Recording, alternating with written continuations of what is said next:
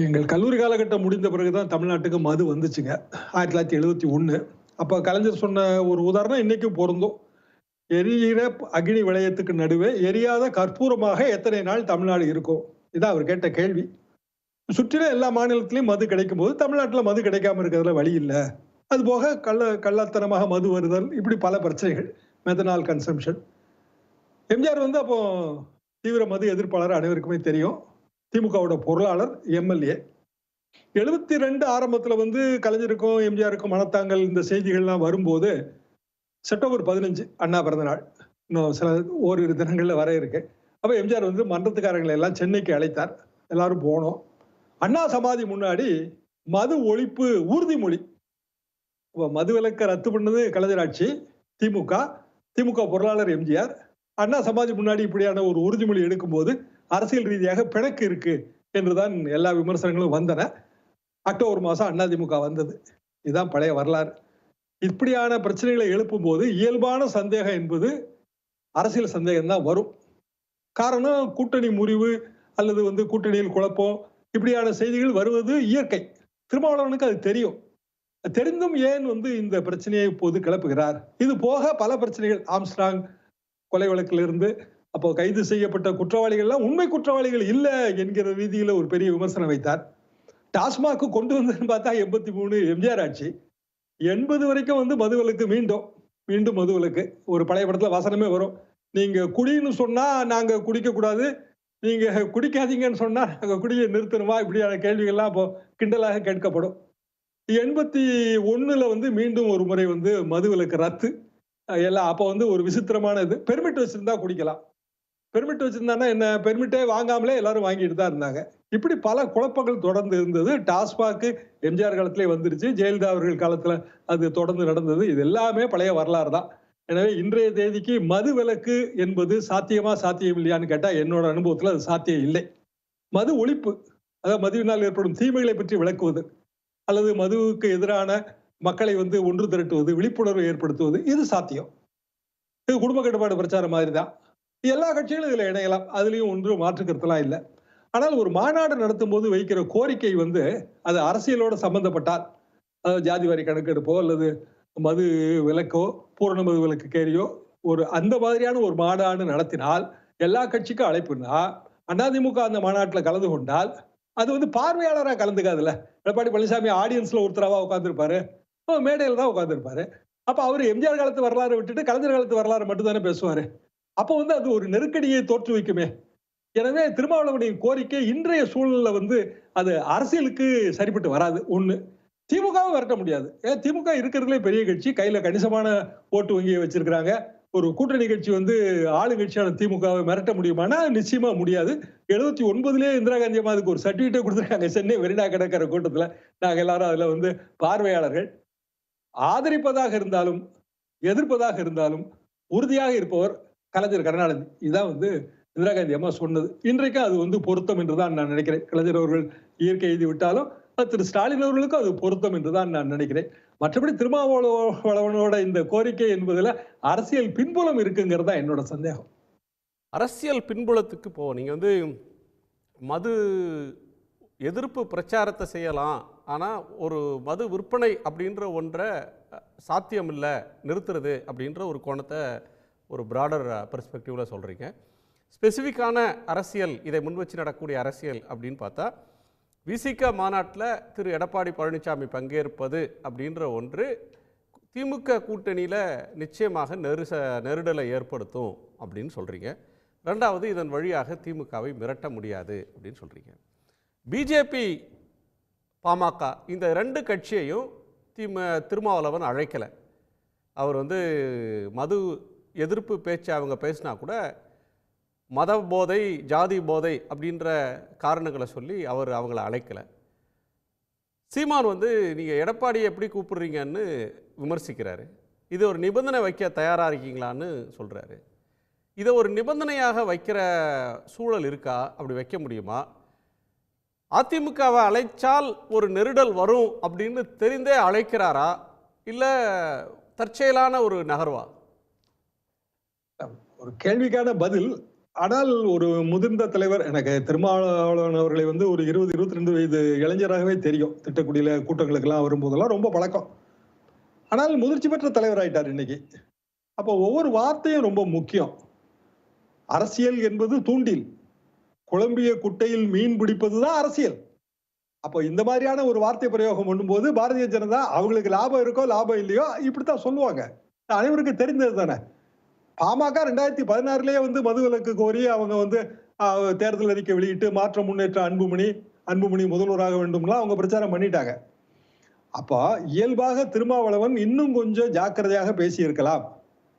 இந்த அரசியல் ரீதியாக இந்த விமர்சனத்தை தவிர்த்திருக்கலாம். இது போக ஒரு பெரிய விமர்சனம் அவர் வைத்தது என்னன்னா, சாராய வருமானத்தை வைத்து சமூக நல திட்டங்களை செயல்படுத்துகிறார்கள். சாராய வருமானத்தை வச்சுதானே எல்லா கட்சிகளும் எல்லா ஆட்சிகளும் சமூக நல திட்டங்களை செயல்படுத்தி இருக்கு. சாராய வருமானம் என்பது டோட்டல் ரெவன்யூல எத்தனை சதவீதம் பார்த்தா அது குறைவாத்தானே இருக்கும். அப்படியான ஒரு சூழ்நிலையில் இந்த விமர்சனம் வந்து அவர் வைத்ததுல அரசியல் பின்புலம் வந்துருது இல்லையா. காரணம் திரு மார்டின் அவர்களோட மருமகன் இப்ப வந்து பிசிகால ஒரு பெரிய பதவியில இருக்காரு. அவருக்காகத்தான் ஒரு பொது தொகுதி இப்ப கேட்டாங்க. 2024 தேர்தல் சமீபத்து வரலாறு தான், இது யாருக்கும் மறந்திருக்க முடியாது. அப்ப பொது தொகுதி கேட்கும் போது முதலமைச்சர் ஸ்டாலின் அவர்கள் திமுக தலைவர் அந்த கூட்டணியில பொது தொகுதிக்கு வழி இல்லை, நீங்க ரெண்டுமே தனித்தொகுதியில் நில்லுங்கன்னு சொல்லும் போது திரு மார்டின் அவர்களுக்கு அங்க இடம் இல்லை. மார்டின் அவர்கள் தான் போன மாநாட்டுக்கு எல்லா ஏற்பாடுகளும் செய்தவர், இந்த மாநாட்டுக்கும் எல்லா ஏற்பாடுகளும் செய்பவர். அவருக்கான லீனிங் எல்லாமே எல்லாருக்குமே தெரியும். அப்போ இதன் பின்னணியில அரசியல் பின்புலம் இருக்குங்கிற சந்தேகம் எழத்தானே செய்யும். அரசியல் பின்புலம் இருக்கு, ஆதவ் அர்ஜுன் இதுல ஒரு காரணமாக இருக்கக்கூடும்னு ஒரு ஊகத்தை சொல்றீங்க. அவருக்கு எம்பி சீட் போன முறை கேட்டாங்க, தரல. அதனால அதை நீட்சியாக இதை பார்க்குறீங்க. ஆனால் திருமாவளவன் மீண்டும் மீண்டும் சொல்வது முதிர்ச்சி பெற்ற தலைவர், அனுபவமான தலைவர்னு நீங்கள் சொல்கிறீங்க. அவர் வந்து தற்செயலாக இதை சொல்லலை, அதிமுகவை அழைக்கிறாரு. நெருடலை ஏற்படுத்தணுன்றது நோக்கமா? நீங்கள் ஒரு தலைவரை ஒரு கட்சியில் சீட்டு கேட்டு வர்றவங்க எவ்வளோ பேர் இருப்பாங்க. வேறு நிர்பந்தங்களை தரக்கூடிய தலைவர்களும் செல்வாக்கானவர்களும் கூட கட்சியில் இருப்பாங்க. ஆனால் அதெல்லாம் தாண்டி தான் ஒரு தலைவர் நின்று அரசியல் செய்வாங்க. இதை கூட்டணியோடு தேர்தலோடு முடிச்சு போட்டு பார்க்கக்கூடாது, ஒரு பொது நோக்கத்துக்காக நல்ல எண்ணத்தோடு நடத்துகிற நிகழ்வு அப்படின்னு சொல்கிறாரு. மதுவுக்கு ஆதரவா எந்த தலைவரும் பேச மாட்டாங்க. அது அகில இந்திய அளவுல எல்லா தலைவர்களும் நீங்க எடுத்துக்கிடலாம். மது விலக்கு கேட்டல், சாராய வருமானத்தால் சமூக நல திட்டங்கள், இப்படியான குற்றச்சாட்டுகள் அரசியல் குற்றச்சாட்டுகள். அப்போ இயல்பாகவே வந்து இதை தவிர்த்திருக்கலாம் என்பதை தாண்டி நீங்க எதை பார்க்கணும்னா, அரசியல் மேடை, மாற்று அணி, இப்படியான விஷயங்கள் முன்வைக்கப்படும் போது திரு எடப்பாடி பழனிசாமி அவர்களுக்கு இப்போ வந்து ஒரு பிரீதிங் ஸ்பேஸ் கிடைச்சிருக்கா கிடைக்கலையா? உதாரணமா இன்னைக்கு மைத்ரேயன் போய் அதிமுக சேர்றாரு, பிஜேபியில இருந்து போய் சேர்றாரு. அதிமுக இருந்து பிஜேபிக்கு போனவர். இன்னும் சொல்ல போனா அதிமுகவோட ஒரு மூத்த தலைவர்கள் ஒருவரா இருந்தாரு. ஜெயலலிதா காலத்துல அவர் வந்து பலமுறை காலநிலை மாற்றம் மாதிரில இருக்கு. அவர் இப்ப எங்க இருக்கிறாரு அப்படின்றதே வந்து எடப்பாடியோடு இருக்கிறாரா, ஓபிஎஸ் கூட இருந்தாரா, அப்புறம் ஓபிஎஸ் திருப்பி எடப்பாடி கிட்ட வந்தாரு, திரும்ப ஓபிஎஸ் போனாரு, திரும்ப பிஜேபிக்கு போனாரு. இப்ப நீங்க சொல்றதுதான் எனக்கு ஒரு பத்திரிகையாளரா செய்தியாவே இருக்கு. இல்ல, பத்திரிகையாளர்கள் செய்திகளை வந்து உருவாக்குவதும் உண்டு, செய்திகளின் பின்னணியை ஆராய்வதும் உண்டு. இல்ல உங்களுக்கு தெரியாது இல்ல, மூத்த பத்திரிகையாளர்கள நீங்களும் ஒருவர். அப்ப இயல்பாக இதுவரைக்கும் மைத்ரேயன் அவர்கள் அவரு அதிமுகல இருந்து போனாரு, நீங்க சொன்ன மாதிரி ஓபிஎஸ் இருந்தாரு, அது பிறகு பிஜேபிக்கு போயிட்டாரு. பிஜேபியில அவர் தேசிய செயற்குழுல ஒரு உறுப்பினர், அவர் பதவியோட தான் இருக்காரு. அப்ப பிஜேபியில இருந்து அதிமுக வரும்போது டபுள் கால்குலேஷன் வருது இல்ல. பிஜேபி கூட்டணிக்கு நாளைக்கு அதிமுக போனாலும் அவருக்கு ஒரு பொசிஷன் கிடைச்சிடும், இல்ல அதிமுக கூட்டணி வலுப்பெற்றாலும் அவருக்கு ஒரு பொசிஷன் கிடைச்சிடும். இப்ப எல்லா அரசியல்வாதியும் வந்து அவரவர்கள் நன்மைக்கு எதிர்காலத்துக்கு காய் நகர்த்துறது தானே. அப்ப திருமாவளவனோட காய் எதை நோக்கி நகர்கிறதுங்கிறது தான் கேள்வி. ஏன்னா மதுவிலக்கு ரத்துங்கிறது காலகாலமா இருக்கிற விஷயம். ரெண்டு தலைவர்களுமே மாற்றி மாற்றி முடிவு எடுத்திருக்கிறாங்க. ஜெயலலிதா அவர்கள் வேற முடிவு எடுத்திருக்கிறாங்க. மலிவு விலை மது வந்து ஓபிஎஸ் அவர்கள் கொண்டு வந்து ஜெயலலிதா ஆட்சி காலத்துல மீண்டும் ஜெயலலிதா ஆட்சிக்கு வரும்போது ரத்து செய்யப்பட்டிருக்கிறது. அதுக்கு முன்னாடி கலைஞர் ஆட்சி காலத்துல மலிவு விலை மது கொண்டு வரப்பட்டிருக்கிறது. இப்படி தமிழ்நாடோட ப்ராஹிபிஷன் வரலாறு பாத்தீங்கன்னா மாற்றி மாற்றியான முடிவுகள், அரசியல் முடிவுகள் ஏராளம் மதுவை பொறுத்த வரைக்கும். அப்படியான சூழ்நிலையில் ஒரு புதிய பிரச்சனையாக மது விலக்கை முன்னிறுத்தும் போது அது வந்து அரசின் கொள்கை முடிவு. அப்ப அவர் என்ன சொல்றாரு, அதிகாரிகள் வந்து ஏதோ தவறா வழி நடத்துற மாதிரி. அதிகாரிகள் எப்படி கொள்கை முடிவு எடுக்க முடியும்? அரசு எடுக்கிற கொள்கை முடிவை செயல்படுத்துவோர்கள் அதிகாரிகளை எப்படி குற்றம் சாட்ட முடியும்? இதெல்லாம் வந்து திருமாவளவன் அவர்களுக்கு தெரியாது இல்லையே. அப்ப ஏன் இதெல்லாம் இப்ப சொல்றாரு என்கிற கேள்வி வரும்போதுதான் அந்த அதிமுகவுக்கான அழைப்பு என்பது முக்கியத்துவம் பெறுகிறது. சரி, நீங்க சொல்ற கோணத்திலிருந்து வந்து எடப்பாடிக்கு ஒரு பிரீத்திங் ஸ்பேஸ் கிடைச்சிருக்கா அப்படின்னு ஒரு பாயிண்ட்டை ரைஸ் பண்றீங்க. தொடர்ந்து உட்கட்சி பிரச்சனை, கூட்டணி பிரச்சனை, உட்கட்சியிலே சில 2ஆம் கட்ட தலைவர்கள்லாம் பிஜேபியோட போகணும்னு சொல்றது, இணைப்பு அப்படின்னு பேசுறது அப்படின்னு தொடர்ந்து ஒரு நெருக்கடிகளை சந்திச்சிட்டு இருந்தவருக்கு திருமா விடுத்திருக்கிற இந்த அழைப்புன்றது வந்து ஒரு பெரிய ஆறுதல் அப்படின்னு நீங்க சொல்ல வர்றீங்களா? இன்னொன்று இதில் வந்து ஒரு தேர்தலுக்கான அணி சேர்க்கைன்றது 2026 மே தேர்தல்னா அதுக்கு ஒரு 4 மாதம் 6 மாதம் முன்பு பொங்கலுக்கு முன்னாடி தொடங்கும். இப்போவே அதற்கான முயற்சிகள் நடக்குமா என்ன? இப்போ நடக்கிற முயற்சிலாம் தேர்தலோட முடிச்சு போட்டால் சரியா இருக்குமா? 2024 கடைசியில் உள்ளாட்சி தேர்தல் வருதுல்ல, 27 மாவட்டத்துக்கு உள்ளாட்சி தேர்தல் நடத்தி தானே ஆகணும். பஞ்சாயத்து பிரசிடென்ட்லாம் என்ன ஆளுநர் ரவியா? டென்யூர்லாம் முடிஞ்ச பிறகும் பதவியில் இருக்கிறதுக்கு. டென்யூர் முடிஞ்ச கையோட எல்லாரும் வந்து செக்கில் கையெழுத்து போட்ட அதிகாரத்தை இழந்துருவாங்களே, அவங்களுக்கு எப்படி சம்பளம் கிடைக்கும்?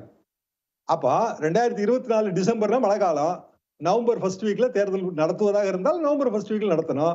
அப்போ இது தேர்தல் காலம் தானே. 1986 முனிசிபல் தேர்தல், எம்ஜிஆர் ஆட்சி, எம்ஜிஆர் அவர்களுக்கு வெற்றியே கிடைக்கல. அப்போ முனிசிபல் தேர்தலில் வெற்றி கிடைக்கலன்னு உடனே திமுக பெரிய வெற்றி. எம்ஜிஆர் என்ன முடிவு எடுத்தாரு? உடனடியாக எஸ்டிஎஸ் விலகி நின்ற எஸ்டிஎஸ் வீட்டுக்கு போனாரு. அவர் கூட்டிட்டு வந்தார் கையோட. என்ன பலப்படுத்த வேண்டும் என்கிற எண்ணம் ஏற்படும் போது ஒரு சின்ன சின்ன இளைப்பாறுதல் கூட பெரிய பெரிய ஒரு என்ன சொல்ல பெரிய பெரிய ஆறுதலா தான் கிடைக்கும். எடப்பாடி பழனிசாமி அவர்களுக்கு இது வந்து ஆறுதலா தானே இருக்க முடியும், வேற வழியே இல்லையே. அதிமுக கலந்துக்க போறது இல்லையா, அதெல்லாம் நமக்கு தெரியாது. ஆனா இன்னைக்கு வந்து உடனடியா பொலிட்டிக்கல் நேரேட்டிவ் வேற மாதிரி மாறுது இல்லையா?